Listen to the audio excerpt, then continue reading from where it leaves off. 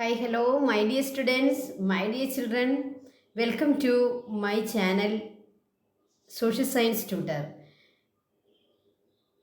My dear children, today we are starting part 5 video of chapter 11, Feudalism and the Medieval World. പ്രിയപ്പെട്ട കുട്ടികളെ, നമ്മുടെ feudalism and the മീഡിയൽ world എന്നുള്ള നമ്മുടെ chapter 11 അതിൻ്റെ part 5 വീഡിയോയാണ്, part 5 class ആണ് നമ്മൾ ഇന്ന് നിങ്ങൾക്ക് തരുന്നത്. നമ്മൾ എന്താണ് പഠിച്ചുകൊണ്ടിരിക്കുന്നത്? ഫ്യൂഡലിസം, മിഡീവിയൽ വേൾഡ്, ഈ രണ്ട് കാര്യങ്ങളാണ് നമ്മൾ പഠിക്കുന്നത്. ഫസ്റ്റ് വീഡിയോ ഫ്യൂഡലിസം ആയിരുന്നു. സെക്കൻഡ് വീഡിയോ മുതൽ നമ്മൾ എന്താണ് പഠിക്കുന്നത്? മിഡീവിയൽ വേൾഡിലെ ഓരോ കോണ്ടിനെൻസിലും ഉണ്ടായിരുന്ന അന്ന് മിഡീവിയൽ വേൾഡിലെ ഏറ്റവും പ്രശസ്തമായിട്ടുള്ള ചില എംപയേഴ്സ്, അതിൻ്റെ ക്യാരക്ടറിസ്റ്റിക്സ്, അവിടുത്തെ പ്രധാനപ്പെട്ട rulers, their administration, their social system, their special features, അതാണ് നമ്മൾ പഠിച്ചുകൊണ്ടിരിക്കുന്നത്. ആദ്യം നമ്മൾ ഏത് കോണ്ടിനെൻ്റാണ് എടുത്തത്? യൂറോപ്പിലെ റോമൻ എംപയർ നമ്മൾ പഠിച്ചു. അത് ഹോളി റോമൻ എംപയറും ഈസ്റ്റേൺ റോമൻ എംപയറും നമ്മൾ സെക്കൻഡ് വീഡിയോയിൽ പഠിച്ചു. ഇനി നമ്മൾ അടുത്ത ഏത് സ്ഥലമാണ് പഠിച്ചത്? ഓക്കെ, അപ്പോൾ ഓരോ വീഡിയോയിലും നമ്മൾ ഓരോരോ കോണ്ടിനെൻസിലെ ഏറ്റവും പ്രധാനപ്പെട്ട ഏതെങ്കിലും ഒരു എംപയർ, ഇപ്പോൾ എടുത്തു പറയത്തക്ക ഒരു എംപയറിനെയാണ് നമ്മൾ എടുത്തിരിക്കുന്നത്. ഓക്കെ, അപ്പോൾ ഇന്ന് നമ്മൾ ഈ വീഡിയോയിൽ രണ്ട് എംപയേഴ്സാണ് ഉൾപ്പെടുത്തിയിരിക്കുന്നത്, മംഗോൾ എംപയറും മാലി എംപയറും.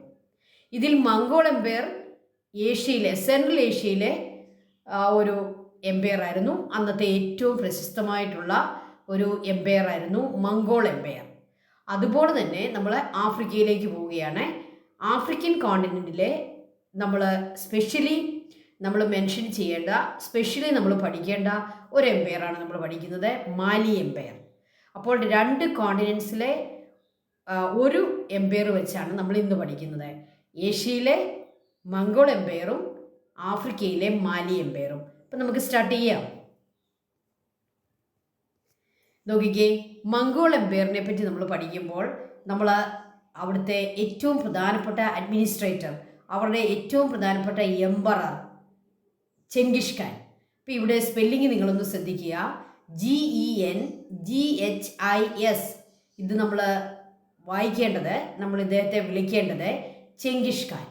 ഇപ്പോൾ ഖാൻ എന്നുള്ള പേര് നമുക്കറിയാം, ഇന്ത്യക്കാരെ സംബന്ധിച്ചിടത്തോളം നമുക്ക് വളരെ സുപരിചിതമായിട്ടുള്ളൊരു സെർനെയിമാണ് ഈ ഖാൻ, അല്ലേ?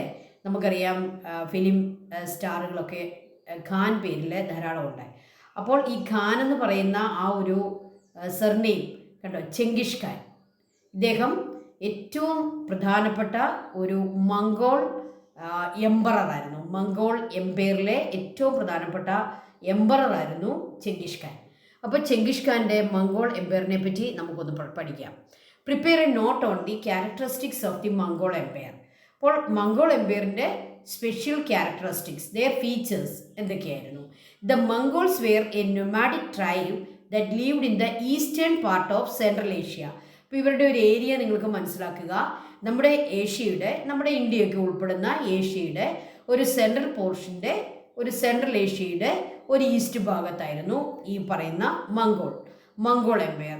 ദേ were nomadic people, they were tribal people and also nomads. They were nomads. What is the meaning? Nomad, അവർക്കൊരു ഫിക്സ്ഡ് ആയിട്ടുള്ള ഒരു സ്ഥലത്ത് അവർ ജീവിക്കത്തില്ല. അവരവരുടെ കന്നുകാലികൾക്കുള്ള പുൽപ്പുറങ്ങളൊക്കെ തേടി ഇങ്ങനെ കൂടാരമടിച്ച് പല പല സ്ഥലങ്ങളിലേക്ക് മാറി മാറി താമസിക്കുന്ന അങ്ങനെ ഒരു നേച്ചറുള്ള ആൾക്കാരായിരുന്നു.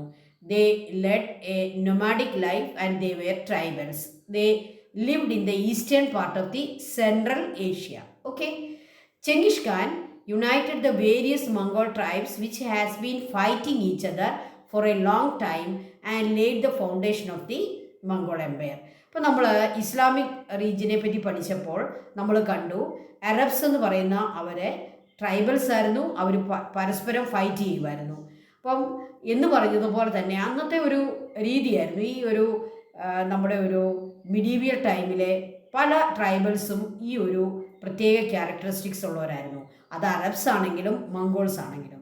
അപ്പോൾ ഈ മംഗോളിയൻ ട്രൈബ്സ് അവർ ഈച്ച് അതർ അങ്ങോട്ടും ഇങ്ങോട്ടും എന്ത് ചെയ്യുമായിരുന്നു, ഫൈറ്റ് ചെയ്യുമായിരുന്നു. ഓക്കെ. എന്നാൽ ചെങ്കിഷ് Khan he united the various Mongol tribes which had been fighting each other for a long time and laid the foundation of the Mongol Empire. അപ്പോൾ മംഗോൾ എംപയറിൻ്റെ ഫൗണ്ടേഷൻ ഇട്ടത് ചെങ്കിഷ് ഖാനാണ്. ചെങ്കിഷ് ഖാൻ അദ്ദേഹം നല്ലൊരു അഡ്മിനിസ്ട്രേറ്റർ ആയിരുന്നു. അതുപോലെ തന്നെ വളരെ നല്ലൊരു ഫൈറ്റ് ചെയ്യുന്ന ആളായിരുന്നു. അപ്പോൾ ഒരു വാരിയർ ആയിരുന്നു. ഓക്കെ.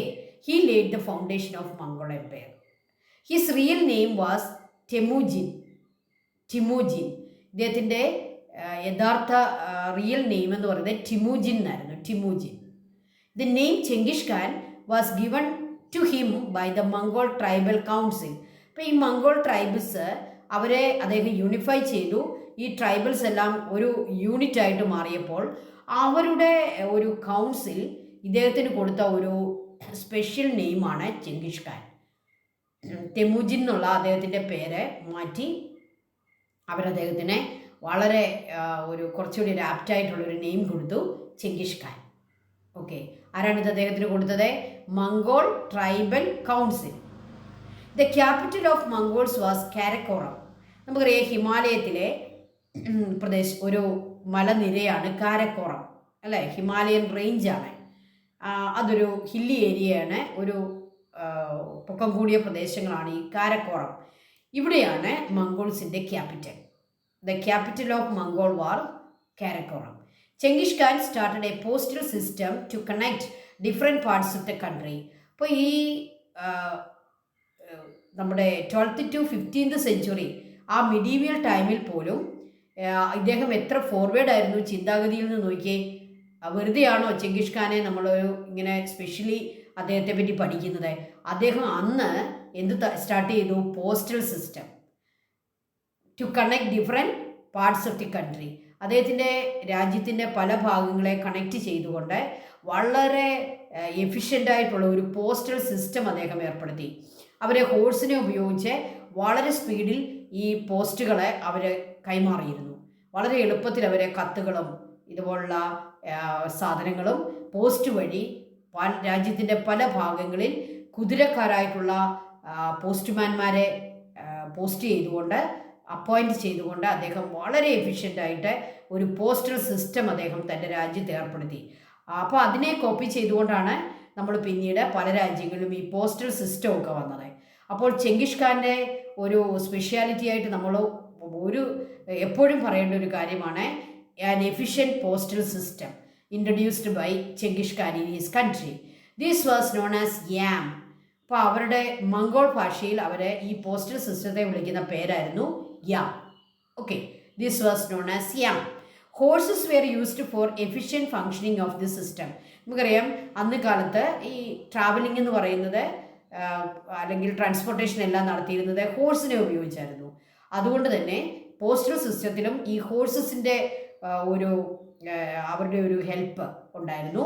അത് വളരെ നന്നായിട്ട് ഹോഴ്സസിനെ ഉപയോഗിച്ച് അവർ ഈ സിസ്റ്റത്തെ ഫങ്ഷൻ ചെയ്തിരുന്നു. Horses were used for the efficient functioning of the system. He also introduce a code of law called Yasa. Yam എന്ന് പറയുന്നത് അവരുടെ പോസ്റ്റൽ സിസ്റ്റവും യാസ എന്ന് പറയുന്നത് അവരുടെ കോഡ് ഓഫ് ലോയുമാണ്. നമ്മൾ ജസ്റ്റീനിയനെ പറ്റി പഠിച്ചപ്പോൾ നമ്മൾ ഹോളി റോമൻ എംപയറിലെ ജസ്റ്റീനിയൻ ഒരു കോഡ് ഓഫ് ലോയെ പറ്റിയൊക്കെ നമ്മൾ പഠിച്ചു, അല്ലേ? ഹോളി റോമൻ എംപയറിലും ഒക്കെ ആയിട്ട്, അല്ല ഹോളി റോമൻ എംപയർ അല്ല, അത് നമ്മൾ പറയുന്നത് എവിടെയാണ്? Eastern Roman empire. Eastern Roman എംപയറിലെ കോഡ് ഓഫ് ലോ ജസ്റ്റീനിയൻ കൊണ്ടുവന്നതുപോലെ ചെങ്കിഷ് ഖാൻ നമ്മുടെ സെൻട്രൽ ഏഷ്യയിലെ ഈ മംഗോൾ എംപയറിലെ അദ്ദേഹവും ഒരു കോഡ് ഓഫ് ലോ തൻ്റെ രാജ്യത്ത് ഇൻട്രൊഡ്യൂസ് ചെയ്തു. കോഡ് ഓഫ് ലോ എന്താണെന്ന് നിങ്ങൾക്കറിയാം. രാജ്യത്തെ എക്സിസ്റ്റിംഗ് നിയമങ്ങളെല്ലാം ഒന്ന് ക്രോഡീകരിച്ച് കോഡിഫൈ ചെയ്ത് കൊണ്ടിരുന്നതാണ് കോഡ് ഓഫ് ലോ. അപ്പോൾ അത് വളരെ എഫിഷ്യൻ്റ് ആയിട്ടുള്ള ഒരു അഡ്മിനിസ്ട്രേറ്റീവ് സിസ്റ്റത്തിന് വളരെ ഉപകരിക്കും, അല്ലേ? ഈ കോഡ് ഓഫ് ലോ. അദ്ദേഹത്തിൻ്റെ കോഡ് ഓഫ് ലോയുടെ പേരെന്താണ്? യാസ. അപ്പോൾ യാമും യാസയും നമ്മുടെ ചെങ്കിഷ് ഖാൻ്റെ ഒരു ഇൻട്രഡക്ഷൻ ആയിരുന്നു. അദ്ദേഹത്തിൻ്റെ ഏറ്റവും പ്രധാനപ്പെട്ട അഡ്മിനിസ്ട്രേറ്റീവ് സിസ്റ്റത്തിലെ പ്രധാനപ്പെട്ട രണ്ട് കാര്യങ്ങളായിരുന്നു. അപ്പോൾ ചെങ്കിഷ് ഖാനെ പറ്റി ചോദിച്ചാലും നിങ്ങൾക്കിത് എഴുതാം. മംഗോൾ എംപയറിനെ പറ്റി ചോദിച്ചാലും നിങ്ങൾക്ക് ഇത് എഴുതാം. അപ്പോൾ ക്വസ്റ്റ്യൻ എങ്ങനെ വന്നാലും നമ്മൾ പ്രിപ്പയർഡ് ആയിരിക്കുക. എന്തൊക്കെ എഴുതണം? ചെങ്കിസ് ഖാൻ മംഗോൾ എംപയറിൻ്റെ ഫൗണ്ടേഷൻ ഇട്ട ആളാണ്. അവരൊരു ട്രൈബൽ ഗ്രൂപ്പായിരുന്നു. ചെങ്കിസ് ഖാൻ്റെ ക്യാപിറ്റൽ കാരക്കോറമായിരുന്നു. അദ്ദേഹത്തിൻ്റെ ഒരു എഫിഷ്യൻറ്റ് പോസ്റ്റൽ സിസ്റ്റവും വളരെ എഫിഷ്യൻ്റ് ആയിട്ടുള്ള ഒരു കോഡ് ഓഫ് ലോയും അദ്ദേഹം തൻ്റെ രാജ്യത്തെ എസ്റ്റാബ്ലിഷ് ചെയ്തിരുന്നു. ഓക്കെ, അപ്പോൾ സെൻട്രൽ ഏഷ്യയിൽപ്പെട്ട രാജ്യമായിരുന്നു മംഗോൾ. എന്നാൽ നമ്മൾ ഇനിയും പെട്ടെന്ന് തന്നെ നമ്മൾ ഏഷ്യയിൽ നിന്നും അടുത്ത കോണ്ടിനെന്റിലേക്ക് നമുക്ക് യാത്ര ചെയ്യാം. നമ്മൾ എങ്ങോട്ടാണ് പോകുന്നത്? നമുക്ക് ആഫ്രിക്കയിലേക്ക് പോകാം. നോക്കിക്കേ, ആഫ്രിക്കൻ കോണ്ടിനെൻ്റ് ആണ് നിങ്ങൾ കാണുന്നത്. അവിടെ യൂറോപ്പ് എവിടെയാണെന്നുള്ളത് നിങ്ങൾക്ക് ഓൾറെഡി ഇതിനകത്ത് കാണാം. ഏഷ്യ എവിടെയാണെന്നും കാണാം. കണ്ടോ, ഏഷ്യയോടും യൂറോപ്പിനോടുമൊക്കെ ചേർന്ന് കിടക്കുന്ന അല്ല അടുത്ത് കിടക്കുന്ന ഒരു വലിയ കോണ്ടിനെൻ്റാണ് ആഫ്രിക്ക. അപ്പോൾ ഏഷ്യയും യൂറോപ്പിനെയും കൂടെയും വേർതിരിക്കുന്നത് പോലെ തന്നെ വളരെ മിനിമലായിട്ടുള്ള ഒരു ഡിസ്റ്റൻസ് മാത്രമേ ഉള്ളൂ ഏഷ്യയിൽ നിന്നും ആഫ്രിക്കയിലും യൂറോപ്പിൽ നിന്നും ആഫ്രിക്കയിലെത്താൻ. ആഫ്രിക്കയുടെ ഏത് ഭാഗത്താണ് മാലി എന്ന് കാണാൻ വേണ്ടിയാണ് ടീച്ചർ ഈ ഒരു മാപ്പ് നിങ്ങൾക്ക് തന്നിരിക്കുന്നത്. ആഫ്രിക്കൻ കോണ്ടിനെൻറ്റിൻ്റെ വെസ്റ്റ് ഭാഗത്താണ് മാലി. നിങ്ങൾക്കറിയാമല്ലോ, നോർത്ത്, സൗത്ത്, ഈസ്റ്റ്, വെസ്റ്റ്. അതിൽ വെസ്റ്റ് ഭാഗത്താണ് മാലി കാണുന്നത്. അപ്പോൾ ആഫ്രിക്കയുടെ വെസ്റ്റുള്ള ഒരു എംപയർ ആയിരുന്നു മാലി. ഓക്കെ, ഇനി നമുക്ക് മാലിയെ മാത്രം ഒന്ന് കാണാം. അടുത്ത ഒരു മാപ്പിലേക്ക് നമുക്ക് പോകാം. ഇതാണ് മാലി. ആഫ്രിക്കയുടെ വെസ്റ്റ് ഭാഗത്ത് കാണുന്ന അന്നത്തെ ഏറ്റവും വെൽത്തി ആയിട്ടുള്ള ഒരു എംപയർ ആയിരുന്നു മാലി എംപയർ. ഏറ്റവും വെൽത്തി ആയിരുന്നു. സ്വർണമൊക്കെ വളരെയേറെ ഡെപ്പോസിറ്റ് ഉള്ള ഒരു സ്ഥലമായിരുന്നു ഈ മാലി. അതുകൊണ്ട് തന്നെ സ്വർണവും രത്നവും ഒക്കെയുള്ള വലിയ വില കൂടിയ കല്ലുകളൊക്കെയുള്ള രാജ്യമായിരുന്നു. അവിടുത്തെ ഏറ്റവും പ്രധാനപ്പെട്ട സ്ഥലങ്ങളൊക്കെ ഇവിടെ കാണിച്ചിട്ടുണ്ട്. ടിംബത്കു, നിങ്ങൾ ടിംബത്കു ഒന്ന് നോട്ട് ചെയ്തോണം. ടിംബത്കു ആയിരുന്നു മാലിയുടെ ഏറ്റവും പ്രധാനപ്പെട്ട സ്ഥലം. അതുപോലെ തന്നെ ജിയോ, ജെന്നെ അങ്ങനെയുള്ള സ്ഥലങ്ങളുമൊക്കെ മാലിയിലെ അന്നത്തെ ഏറ്റവും പ്രധാനപ്പെട്ട ലോകത്തെ ആളുകൾ മുഴുവൻ ചെല്ലുന്ന അല്ലെങ്കിൽ വളരെ പ്രധാനപ്പെട്ട ഒരു ട്രേഡ് സെൻറ്ററും സിറ്റിയും ഒക്കെ ആയിരുന്നു മാലിയുടെ ടിംബത്കുവും ഗവും ജെനിയും ഒക്കെ. ഓക്കെ, അപ്പോൾ മാലി എന്ന് പറയുന്നത് ആഫ്രിക്കയുടെ വെസ്റ്റ് ഭാഗത്തുള്ളായിരുന്ന ഏറ്റവും പ്രശസ്തമായിട്ടുള്ള മിഡീവിയൽ ടൈമിലെ ഒരു എംപയർ ആയിരുന്നു Mali. What were the characteristics of Mali empire? എന്തൊക്കെയാണ് മാലി എംപയറിൻ്റെ ക്യാരക്ടറിസ്റ്റിക്സ്? അവരുടെ പ്രത്യേകത ഏതാ? മംഗോൾ എംപയറിൻ്റെ ക്യാരക്ടറിസ്റ്റിക്സ് നമ്മൾ കണ്ടു. അവരുടെ പോസ്റ്റൽ സിസ്റ്റവും അവരുടെ കോഡ് ഓഫ് ലോയും നമ്മൾ കണ്ടു. അതുപോലെ മാലിക്ക് എന്തൊക്കെയായിരുന്നു പ്രത്യേകത? The Mali empire was a famous empire that flourished in the western part of Africa. എല്ലാവരും കണ്ടതാണല്ലോ western part of Africa. The most powerful ruler of this empire was Mansa Kankan Musa. Mansa Kankan മൂസയായിരുന്നു Mali എംപയറിലെ ഏറ്റവും famous ആയിട്ടുള്ള powerful ruler. Knowledge about Mali, the richest country in Africa, is obtained from Ibn Battuta. Ibn Battuta എന്ന Chinese traveller അദ്ദേഹത്തിൻ്റെ ട്രാവലോഗിൽ മാലിയെ പറ്റി ധാരാളം എഴുതിയിട്ടുണ്ട്. അപ്പോൾ ഈ റിച്ചസ്റ്റ് കൺട്രിയെ പറ്റി, ആഫ്രിക്കയിലെ ഈ റിച്ചസ്റ്റ് കൺട്രിയെ പറ്റി നമുക്ക് നോളജ് കിട്ടുന്നത് ഇബൻ ബത്തൂത്തയുടെ ട്രാവലോഗുകളിൽ നിന്നാണ്. So the knowledge about Mali, the richest country in Africa, is obtained from Ibn Battuta. ആരാണ് ഇബൻ ബത്തൂത്ത? അദ്ദേഹം ഒരു ട്രാവലറാണ്. അന്ന് കാലത്ത് ലോകം മുഴുവൻ സഞ്ചരിച്ച് ഓരോ രാജ്യത്തെ പറ്റി അദ്ദേഹം കണ്ടതും കേട്ടതും ഒക്കെ പുസ്തകമാക്കി എഴുതിയ വലിയ ഒരു സഞ്ചാരിയാണ് ഇബൻ ബത്തൂത്ത. ഈ ഇബൻ ബത്തൂത്തയുടെ ട്രാവലോഗുകളിൽ നിന്നാണ് നമുക്ക് ഈ രാജ്യത്തെ പറ്റിയുള്ള നോളജ് കിട്ടുന്നത്. Mansa Kankan Musa encourage education, art and craft. ഇദ്ദേഹം ഒരു ഇസ്ലാമിസ്റ്റ് ആയിരുന്നു. ഇസ്ലാം റിലീജിയനിൽ വിശ്വസിക്കുന്ന ആളായിരുന്നു. അദ്ദേഹം മെക്കയ്ക്കൊക്കെ പോയത് വലിയ പ്രശസ്തമായ ഒരു മെക്ക യാത്രയൊക്കെ ഈ കങ്കൻ മൂസ നടത്തുന്നുണ്ട്. അത് നിങ്ങളുടെ ടെക്സ്റ്റിൽ പഠിക്കാനില്ല, പക്ഷേ അതൊക്കെ ഉണ്ട്. അദ്ദേഹം ധാരാളം സ്വർണ്ണ നാണയങ്ങളും സ്വർണവും ഒക്കെ ആയിട്ട് തൻ്റെ രാജ്യത്ത് it was the richest country. അപ്പോൾ അദ്ദേഹം സ്വർണവും രത്നങ്ങളും ഒക്കെ എടുത്ത് മെക്കയിലേക്ക് പോയ വഴിക്ക് ഈ സ്വർണവും രത്നങ്ങളും ഒക്കെ അദ്ദേഹം ആളുകൾക്ക് ദാനം കൊടുക്കുകയും ആളുകൾക്കെല്ലാം ഇത് വിതരണം ചെയ്യുകയും ചെയ്ത് അദ്ദേഹം പ്രശസ്തമായ മെക്ക സന്ദർശിക്കാൻ പോയതൊക്കെ വളരെ വലിയ ചരിത്ര സംഭവങ്ങളാണ്. അപ്പോൾ Mansa Kankan Musa encourage education, art, craft. Okay, the southern part of the country was famous for its gold deposits and the northern part for its salt deposit. ഈ മാലിയുടെ രണ്ട് പ്രദേശങ്ങൾ രണ്ട് കാര്യങ്ങൾക്ക് പ്രശസ്തമായിരുന്നു. മാലിയുടെ സൗത്തേൺ പാർട്ടിലെ നിറച്ചും ഗോൾഡായിരുന്നു, ഗോൾഡ് ഡെപ്പോസിറ്റ്. എന്നാൽ northern പാർട്ടിലെ മുഴുവൻ salt deposit ആയിരുന്നു. നോക്കുക, എത്ര വില വ്യത്യാസമോ അല്ലേ. സോൾട്ടിന് എന്നാ വിലയുണ്ട്, ഗോൾഡിന് എന്നാ വിലയുണ്ട്. അപ്പോൾ സൗത്തിൽ നിറച്ചും ഗോൾഡ്, നോർത്തിലേക്ക് പോയാൽ മുഴുവൻ സോൾട്ട്. സോ എന്താണെങ്കിലും ഈ മാലി എന്ന് പറയുന്നത് it was the richest country in Africa. Then Gao, Djenne and Timbuktu were the famous cities in the empire. നമ്മൾ മൂന്നും നമ്മുടെ മാപ്പിൽ കണ്ടതാണ്. Gao, Djenne and Timbuktu. Timbuktu was a centre of trade as well as education. ടിംബക്ടുവിൽ ഒരു university ഉണ്ടായിരുന്നു, അതൊരു trade centre ആയിരുന്നു. ഗോൾഡ് മർച്ചൻസും അതുപോലെയുള്ള റിച്ച് മെർച്ചൻസ് അവിടെ സന്ദർശിച്ചിരുന്നു. അവിടെ ഈ ഗോൾഡിൻ്റെയും അതുപോലെയുള്ള ഡയമണ്ട് പോലെയൊക്കെയുള്ള സാധനങ്ങളുടെ വലിയ സെയിൽ നടന്ന സ്ഥലമായിരുന്നു Timbuktu. It was a centre of Islamic learning, education and trade. The great mosque was a centre of Islamic learning. ഈ ടിംബക്ടുവിൽ ഒരു ഗ്രേറ്റ് മോസ്ക് ഉണ്ടായിരുന്നു, സ്വർണം കൊണ്ട് കവർ ചെയ്ത ഒരു മോസ്ക് ആയിരുന്നു ടിംബക്ടുവിലെ മോസ്ക്. അത് ഏറ്റവും ഫേമസ് മോസ്ക് ആയിരുന്നു. The great mosque was a centre of Islamic learning. അതൊരു മോസ്ക് മാത്രമല്ല, അവിടെ വിദ്യാഭ്യാസത്തിനും പ്രാധാന്യം കൊടുത്തിരുന്നു. കങ്കൻ മൂസ വിദ്യാഭ്യാസത്തിനും വളരെ എൻകറേജ്മെൻറ്റ് കൊടുത്ത ഒരു ഭരണാധികാരിയായിരുന്നു, ഒരു എംപററായിരുന്നു. Many scholars from different parts of this world came to ടിംബക്ടു.